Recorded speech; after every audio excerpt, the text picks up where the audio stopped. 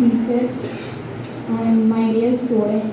Thanks for this great opportunity to stand before myself. I am Shobha, degree first year, BCom CA. Swarnandhra 2047 భారతదేశం స్వాతంత్రం సాధించి 100 ఏళ్లు పూర్తి చేసిన సందర్భం. ఈ గొప్ప సందర్భంలో ప్రతి రాష్ట్రం కూడా తమ అభివృద్ధిని సాధించాలి. ఆ దిశగా ఆంధ్రప్రదేశ్ రాష్ట్రం స్వర్ణాంధ్ర 2047 నాటికి సుసంపన్నమైన రాష్ట్రంగా మారాలని ఎంతో కృషి చేయబోతుంది.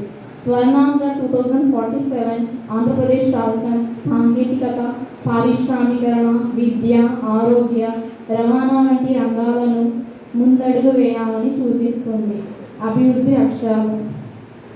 స్వర్ణాంధ్ర 2047 ఆంధ్రప్రదేశ్ రాష్ట్రం అభివృద్ధి చెందిన సుసంపన్నమైన రాష్ట్రంగా మారాలి.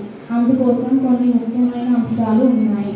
పారిశ్రామికరణ అభివృద్ధి, ఇండస్ట్రియల్ డెవలప్మెంట్, సాంకేతిక మరియు ఆవిష్కరణ, విద్యారంగం, వ్యవసాయ రంగం, ఆరోగ్యం, పర్యావరణ పరిరక్షణ, సమాన